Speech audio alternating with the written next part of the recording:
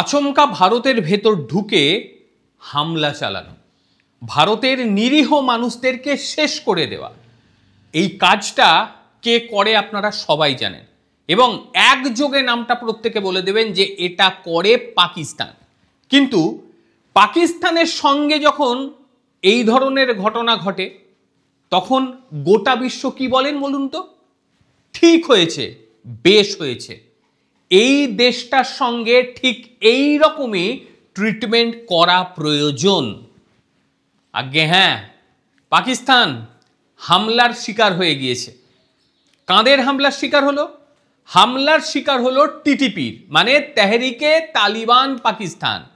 সেই তেহরিকে তালিবান পাকিস্তান পাকিস্তান সেনাবাহিনীর ওপরে হামলা চালিয়ে দিয়েছে এবং ছোটখাটো হামলা নয়, বেশ বড় ধরনের হামলা চলেছে পাকিস্তানের উত্তর পশ্চিম সীমান্ত অঞ্চলে।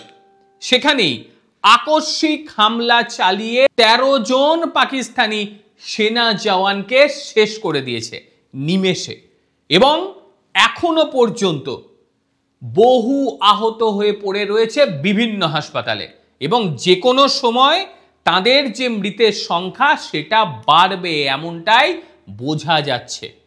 ঘটনাটি ঘটেছে আজাদ মান্ডি বাজারের কাছে। সেখানেই সেনাবাহিনীর একটি কনভয় তারা যাচ্ছিল গুলাম খান সীমান্তের দিকে এবং রীতিমতো ওঁত পেতে বসেছিল টিটিপি তেহরিকে তালিবান পাকিস্তান। এবং তারা কি করে, প্রথমে পাকিস্তানি সেনাবাহিনী যখন তাদের বহর নিয়ে সেখান দিয়ে যাচ্ছে তখনই তারা হামলা চালায় এবং এ যাবৎকালে এই হামলাটি সর্ববৃহৎ বলছে অনেকেই, কারণ সীমান্ত নিরাপত্তা যে পরিস্থিতি তাদের একেবারেই ঠিক নয়, এই অতর্কিত হামলাটা কিন্তু স্পষ্টভাবে বুঝিয়ে দিয়েছে। যদিও স্থানীয় প্রশাসন বা পাকিস্তানের মিডিয়া কিংবা পাকিস্তানের সেনাবাহিনী সূত্রে এই বিষয় নিয়ে এখন একটা বক্তব্য দেওয়া হয়নি। এটা পাকিস্তান করে, যখন তারা মার খায় তখন আর সেটা প্রকাশ করে না। কিন্তু ওই পাকিস্তান বাদ দিয়ে বিশ্বের বড় বড় সংবাদ মাধ্যম, বড় বড় টিভি চ্যানেল এটা ফলাও করে দেখাচ্ছে। শুধু দেখানো নয়, বিভিন্ন ছবি ইতিমধ্যেই ভাইরাল হয়ে গিয়েছে। সেই ছবিতে দেখতে পাওয়া যাচ্ছে যে পাকিস্তানি সেনাবাহিনী তারা কিভাবে কাতরাচ্ছে মাটির ওপরে পড়ে পড়ে। আগে হ্যাঁ, দুপুরের দিকে আজাদ মান্ডির নিকটবর্তী যে পাহাড়ি রাস্তা, সেই পাহাড়ি রাস্তা দিয়ে সেনা কনভয় যাচ্ছিল এবং গুলাম খানের দিকে যাচ্ছিল এমনটাই শোনা যাচ্ছে। ঠিক সেই সময় রাস্তার দুপারে একেবারে যে পাহাড়ি ঢাল এবং জঙ্গল, ঘন জঙ্গল, সেখানেই লুকিয়েছিল এবং টিটিপি তারা মূলত সেখান থেকে প্রথমে আইডি বিস্ফোরণ ঘটায়, তারপরই তারা গুলি বর্ষণ শুরু করে দেয় এবং প্রত্যক্ষদর্শী কয়েকজন ছিল, তারা যেটা জানাচ্ছে যে প্রথমে বিস্ফোরণটা বড় ধরনের হয় একেবারে সেনা কনভয়ের সামনে, গাড়ি ক্ষতিগ্রস্ত হয়, তার মাত্র কয়েক সেকেন্ড পরে চারিদিক থেকে গুলি বর্ষণ শুরু হয়ে যায় এবং সেই গুলি বর্ষণের পাল্টা প্রতিরোধ করতে পারেনি পাকিস্তান সেনাবাহিনীরা। তারা কোনোভাবেই বুঝে উঠতে পারেনি যে এত দ্রুততার সঙ্গে এত ঘন ঘন গুলি তাদের উপর পড়বে। সব মিলিয়ে এখনো পর্যন্ত 13 জনের মৃত্যু নিশ্চিত হয়ে গিয়েছে, হতাহত বহু এবং আনুষ্ঠানিক বিবৃতি না দিলেও তাদের নাম, তাদের ছবি, তাদের পরিচয় সব কিছু সামনে চলে এসেছে এবং যারা মারা গিয়েছে তারা প্রত্যেকেই সেনা জওয়ান এবং অতি দ্রুততার সঙ্গে তাদেরকে সেখান থেকে প্রথমে উদ্ধার হয় মিরানশাহ ও বান্নুর সেখানকার যে সামরিক হাসপাতাল রয়েছে সেখানে নিয়ে যাওয়া হয় এবং একাধিক জনের সেই হাসপাতালেও মৃত্যু হয়েছে বা একাধিক জন তারা মৃত্যুর সঙ্গে পাঞ্জা লড়ছে। এবার টিটিপির যারা রয়েছে তাদের বক্তব্য, মানে তেহরিকে তালিবান পাকিস্তানের মুখপাত্র এই হামলার দায় স্বীকার করে নিয়েছে। তাদের বক্তব্য এটা একটা প্রতিশোধমূলক হামলা, কারণ পাকিস্তানি সেনাবাহিনী যেভাবে তল্লাশির নামে তাদের সদস্যদের মারধর করছে, তাদের সদস্যদের শেষ করে দিয়েছে এবং সেই কারণেই তারা এই হামলা চালিয়েছে।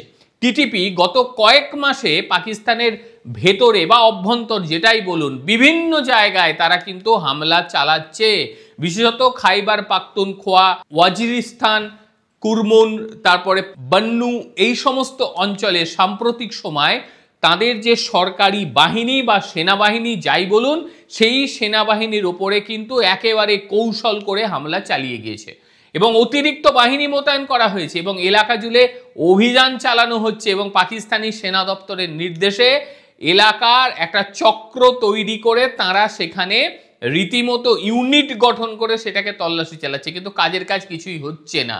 বিশেষ কমান্ডো ইউনিট, বোম নিষ্ক্রিয়কারী যে দল, ড্রোনের নজরদারি, সব কিছু চলছে, কিন্তু এখনো পর্যন্ত যারা হামলা চালিয়েছে এই গুলাম খান আজাদমান্দি অঞ্চলে রাতভর তল্লাশি চলছে, দুপুরে তল্লাশি চলেছে, কিন্তু তাদের কম্বাইন্ড অপারেশন চালানো সত্ত্বেও হাত পুরো মাত্রায় শূন্য।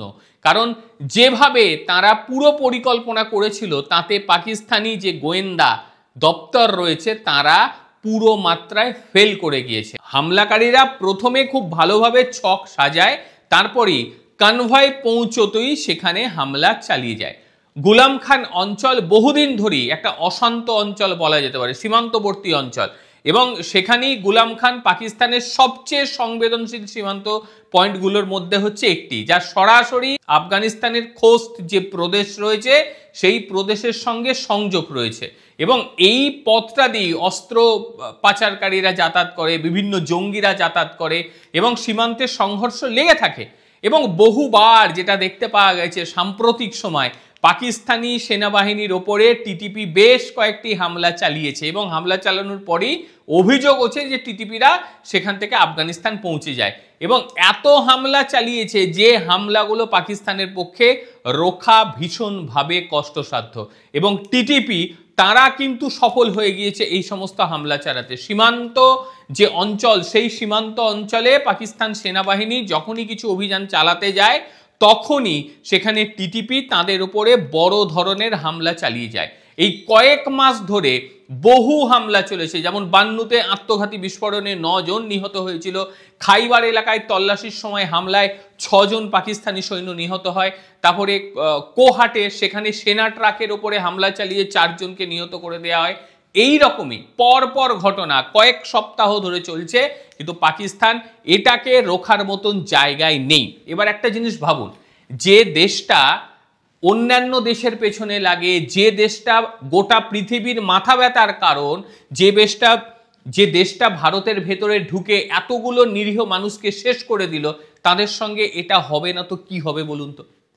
এবং এটা যে হয়েছে তাতে গোটা বিশ্ব যে খুব চিন্তিত হয়ে পড়েছে তা কিন্তু নয়, প্রত্যেকে বলছে যা হয়েছে বেশ হয়েছে, যেটা হচ্ছে ভালো হচ্ছে। কারণ পাকিস্তানি সেনাবাহিনী এবং সন্ত্রাসীদের মধ্যে এতটাই একটা বড় ধরনের আঁতাত, তো সেই জায়গায় বিভিন্ন সংগঠন, সেখানে বিচ্ছিন্নতাবাদী যারা রয়েছে তারা পাকিস্তান সেনাবাহিনীকে আর একেবারে সহ্য করতে পারছে না। আর পাকিস্তান সেনাবাহিনীর একটা বিষয় রয়েছে, যখন তারা ভেবে নেয় যে আমরা হারবো তখন কিন্তু তারা তাদের জামা প্যান্ট খুলে সেখান থেকে পালিয়ে যায়। এই উদাহরণ বহুবার রয়েছে।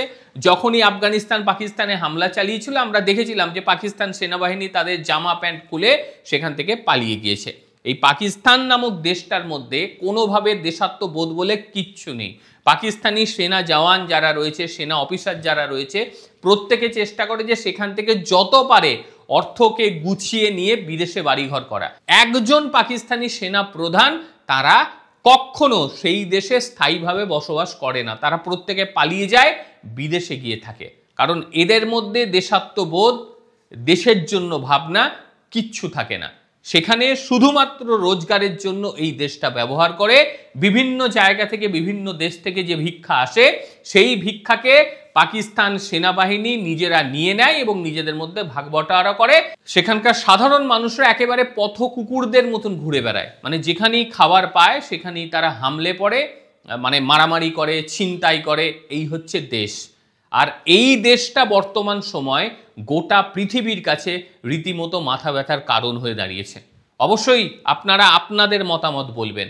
যেভাবে টিটিপি হামলা চালালো পাকিস্তান সেনাবাহিনীর ওপরে, পাকিস্তান সেনাবাহিনীর এতগুলো জওয়ান যে শেষ হয়ে গেল, কি মনে হয় এই হামলা আরও হতে পারে কি? আমার তো মনে হয় হামলা সবে শুরু হয়েছে। যতদিন না এই দেশটার নাম নিশানা মিটে যাচ্ছে ততদিন এই হামলা লাগাতার চলবে এমনটাই মনে হচ্ছে। প্রত্যেকে ভালো থাকবেন, সুস্থ থাকবেন। আবারও দেখা হবে অন্য কোনো দিন অন্য কোনো ভিডিওতে। ততক্ষণের জন্য নমস্কার, ভালো থাকবেন।